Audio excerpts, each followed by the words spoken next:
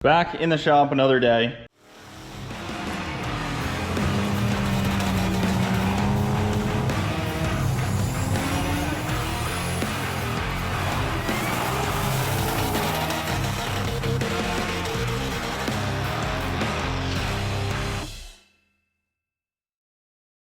So this is a little different. I was told I need a catch tray under the entire motor area of my car just in case the rods decide to leave the block and they need to be caught along with all the oil, all that kind of fun stuff. So I'm gonna try to make one.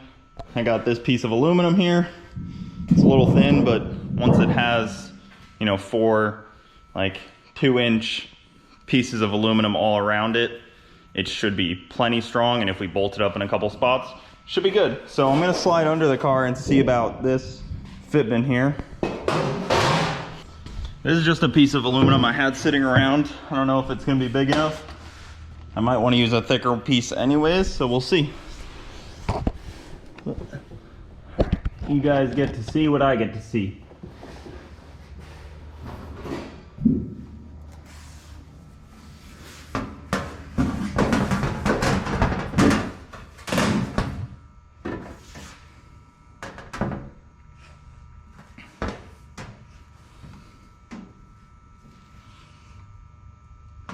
Looks plenty big enough to me. It's like the perfect size, honestly. And it's gonna be spaced down about 1.5 inches.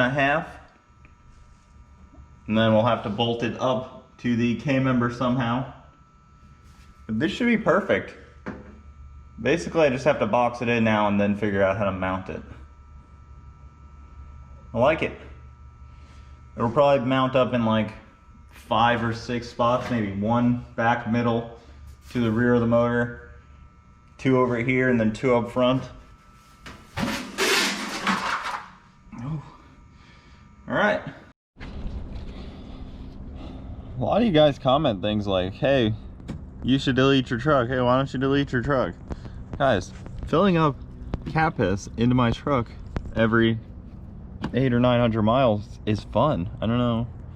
It's like, it's a really good time, you know? It's just $20 worth of DEF, and every couple 100 miles, and you get it all over your hands and your feet, and it smells terrible. Yeah, it's a blast, guys.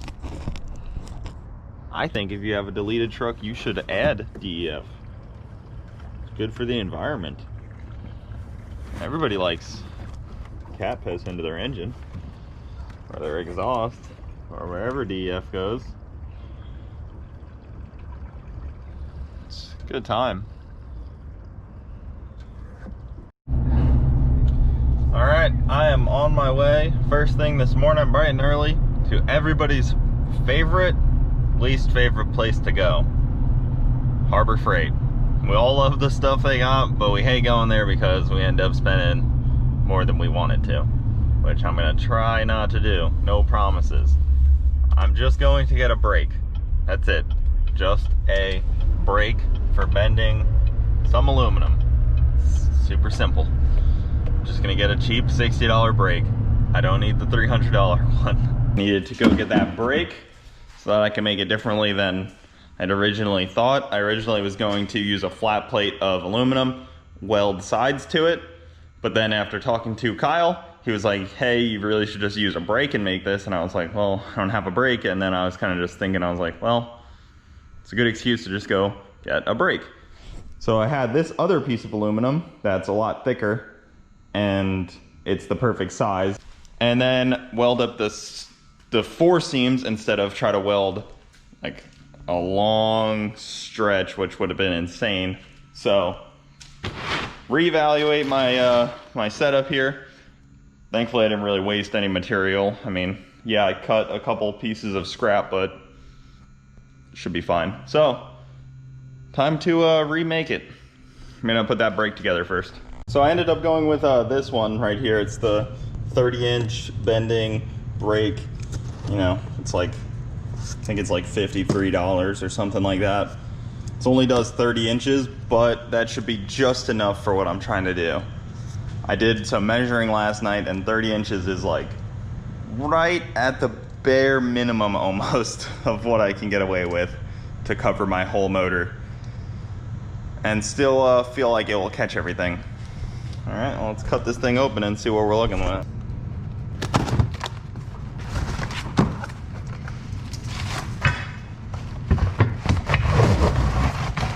So freaking greasy. Guess they don't want this stuff to rust on the boat from China. All right, well, kind of works like this. You put your piece of metal in there,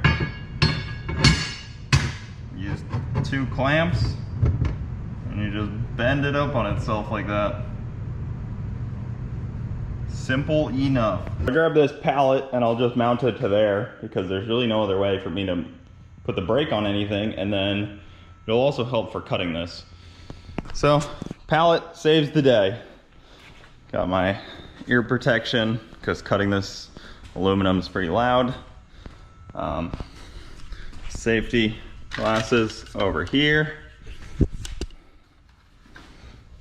TIG torch. There's the light.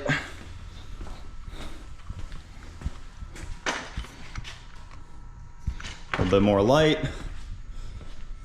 Lay this piece of aluminum here. Start measuring. This wood saw cuts the aluminum like butter.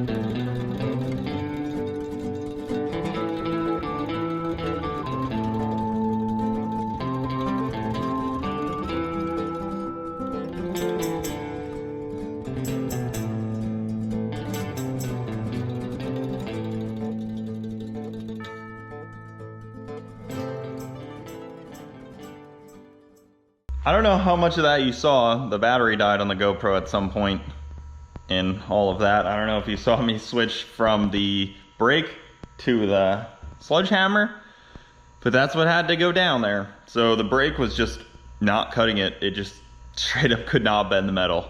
So I switched to basically a homemade jig, and I'm just trying to square it up, and then I'll hammer this all decently flat so it looks somewhat nice. So I bent this trying to use the brake. Tell you, my arm is gonna be sore tomorrow. And it's unfortunate because this is my shifting arm.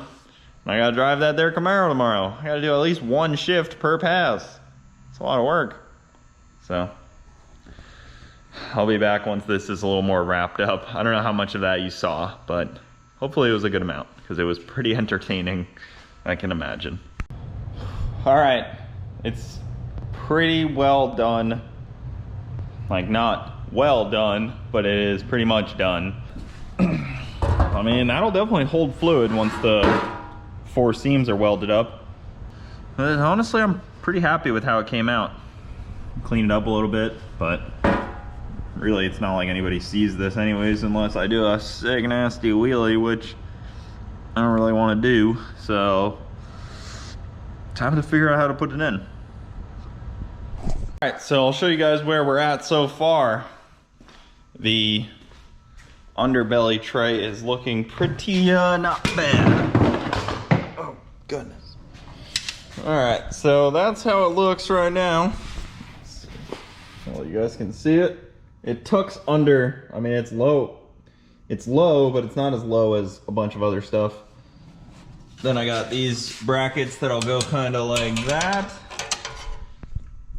2 of them to hold it up. I think this will be enough. Not really 100% sure. I mean, it's hard to actually say. Oh, my face is dirty. But it's hard to say until we actually know. But it'd be nice if that's enough because there's not really many other spots to put brackets to. So really that kind of, if that doesn't hold, I'll probably just have to make them out of steel. The aluminum is just not enough.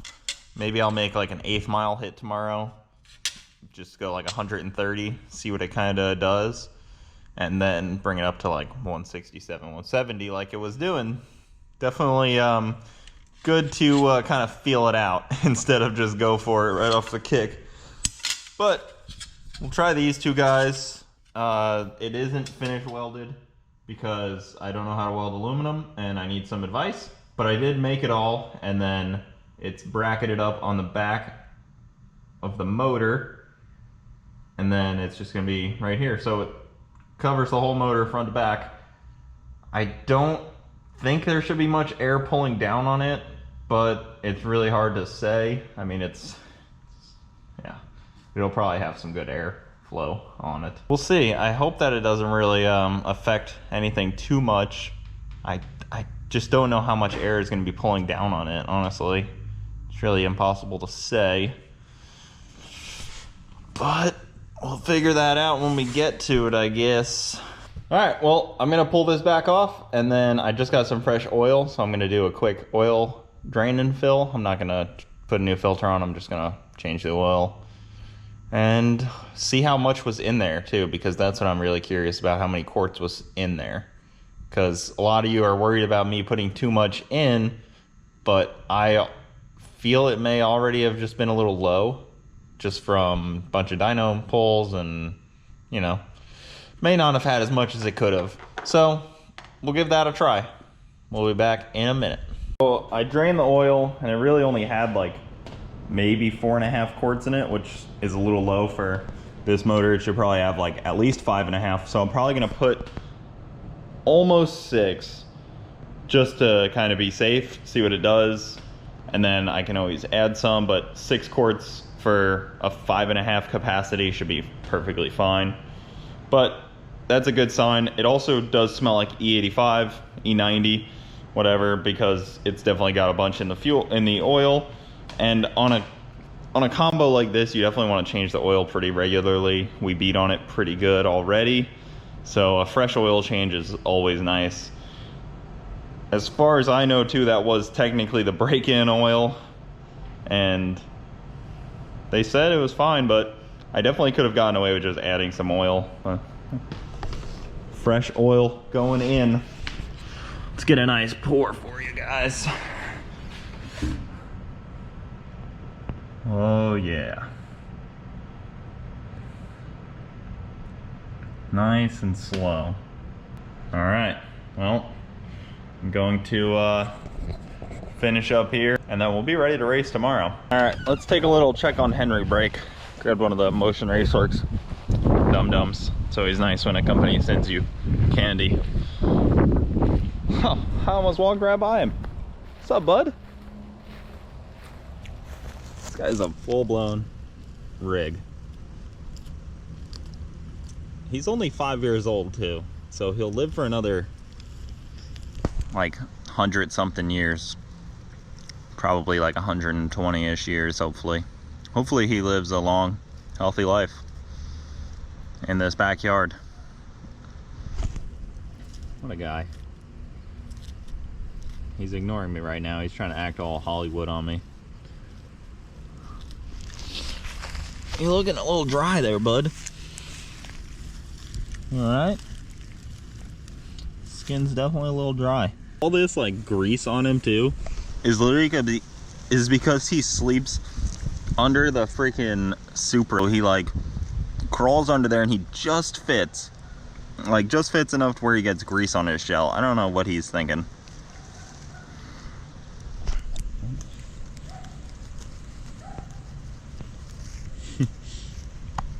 Alright, bud. Well, that was your daily dose of Tortoise. Fresh oil in this thing. I gotta just get the nitrous bottles and stuff together for tomorrow. Racing tomorrow doesn't start until like 5 o'clock. It's at Bradenton. It's an open event. It's really cool. It's called Street Heat. They have a lot of fun stuff. So if you're watching this video, it will be tomorrow. This stuff isn't, you know, pre-filmed. This is kind of filmed off the cuff. But that'll do it for this video, guys. I hope that there was a bunch of action involved. I freaking beat myself up bending that under tray.